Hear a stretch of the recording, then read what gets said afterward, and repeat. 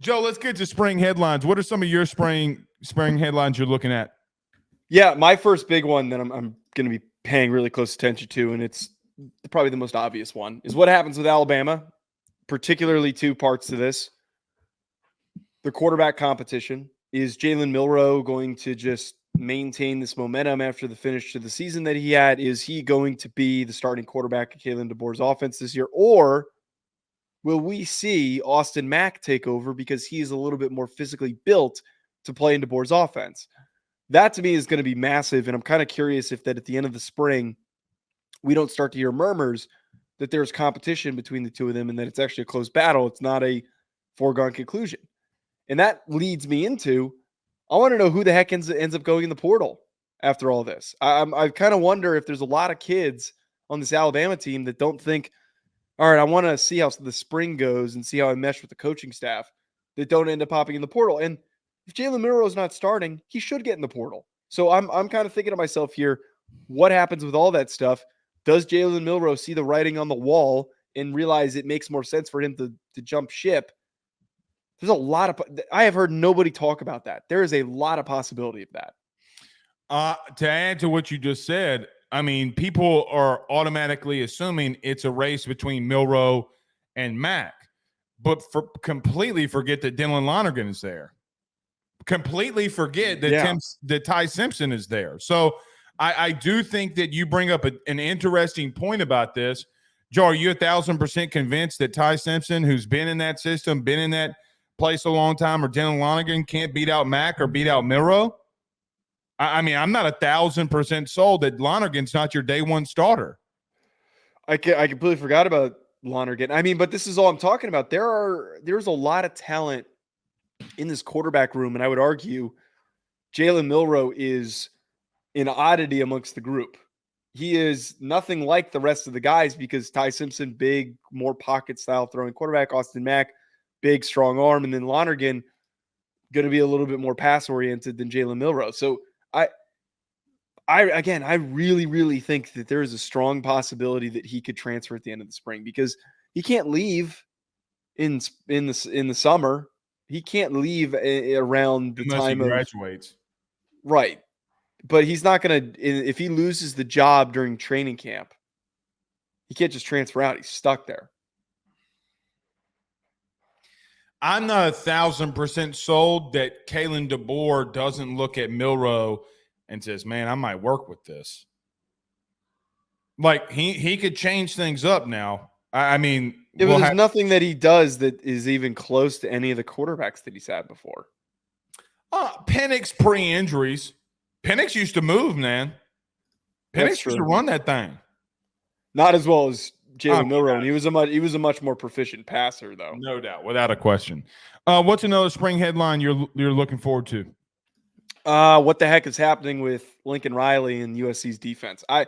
This feels like one of those ones where either they do a really good job of hiding it, or we could hear some murmurs that things look pretty messy. I would love to know, because I found a little scuttlebutt this past week talking to some people at the Combine. It sounds like the whole Alex Grinch thing, that whole situation was as messy as we all thought. I have no idea how he's going to work with a guy that's not his best friend. I have no idea how that work relationship's going to work. I have no idea how the current group of guys, if they're good enough, to at least improve a little bit. So there's a lot up in the air for them defensively. Can you elaborate on more of the scuttlebutt? Like Lincoln did not want to fire him, or? Yeah, I was talking with somebody about it, and it was mostly along the lines of why he was a bad defensive coordinator. He made no adjustments during the season. They just ran the same scheme every single game. They went into games and then also made no halftime adjustments, none of that stuff, because he was very thick-headed, just thought everything was going to work. His defensive approach also not really meant for the Pac-12. It was more for the Big 12, where teams are throwing the ball a lot. You're trying to turn the ball over. That's not going to work well because they were missing tackles when they're trying to force all these turnovers. But the gist of what you're talking about here is because of the relationship that he had with Lincoln Riley, it was as true as we thought.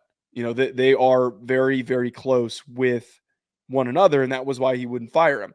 Apparently, too, he's very close with the strength and conditioning coach that he brought over from Oklahoma to USC.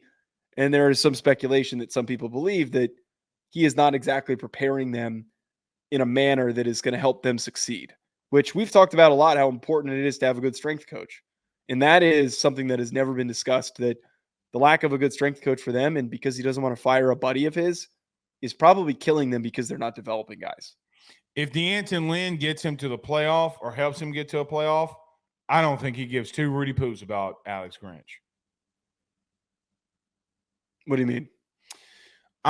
It's of my opinion, when we hear this about coaches religiously, okay, because we've heard this a lot about coaches and them not wanting to fire their buddies and their friends. Oh, how quickly things can change when you're winning.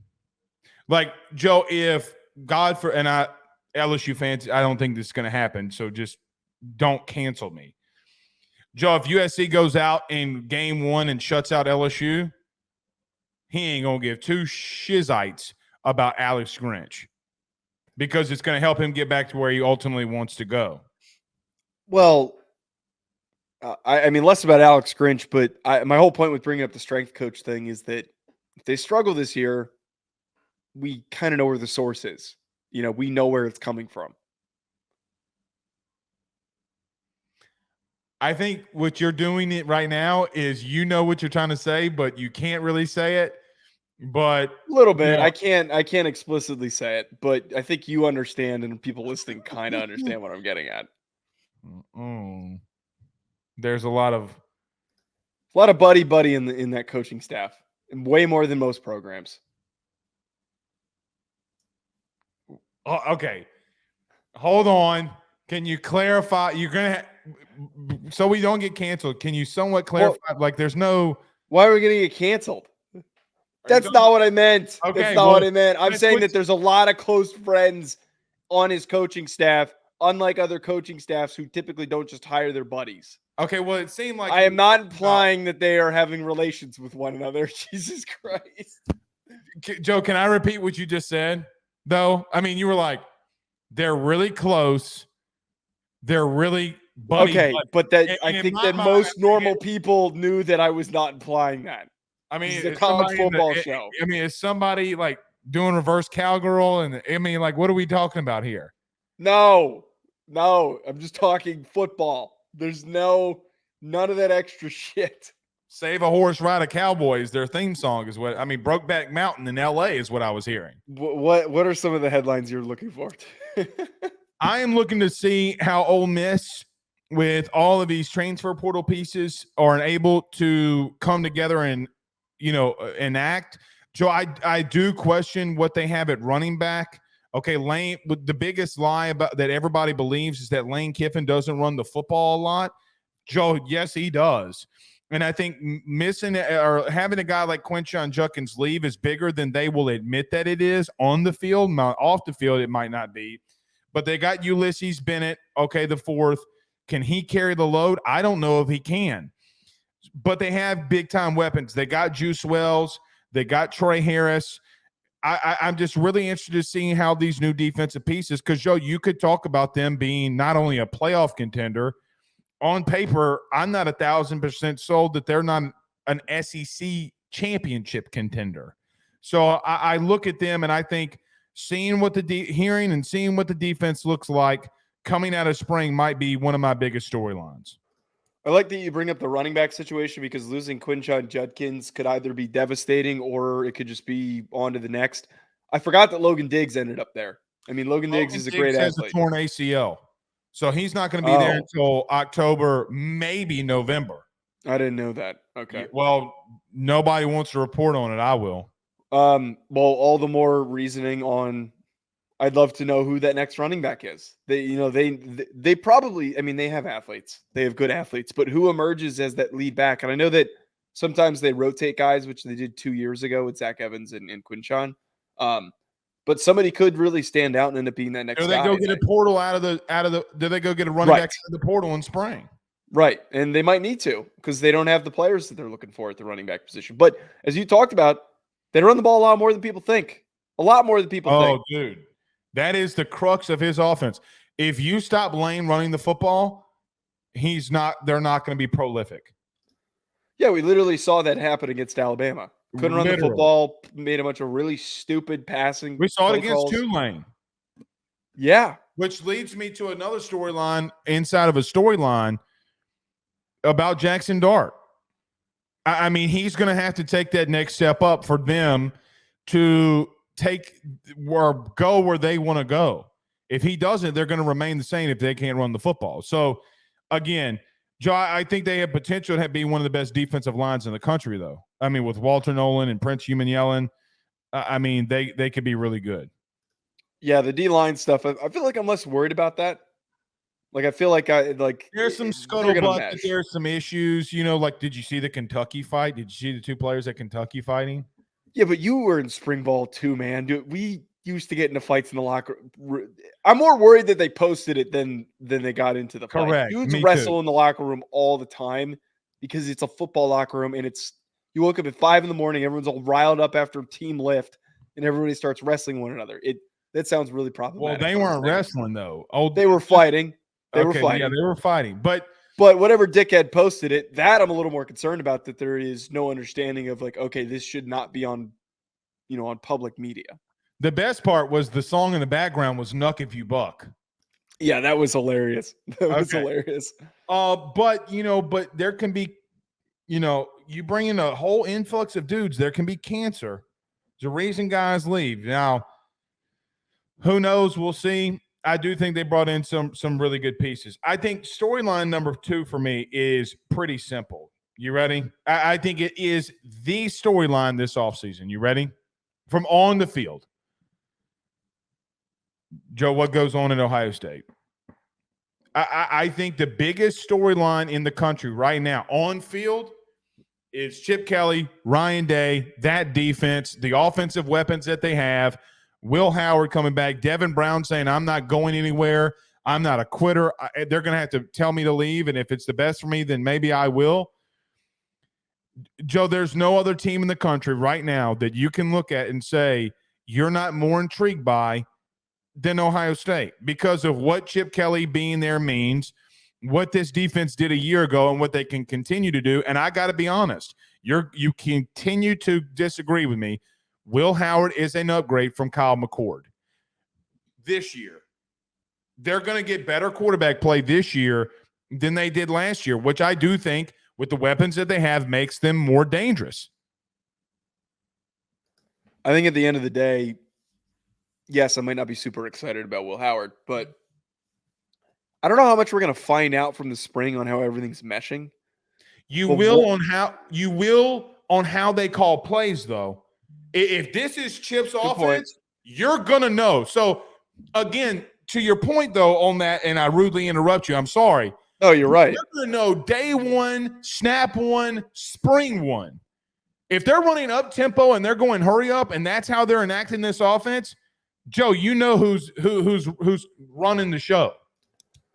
I think the spring game specifically for them is going to be really enlightening, because if they don't hit the ground running and they don't look, their offense, the way that they just upgraded it, better kick the crap out of their defense.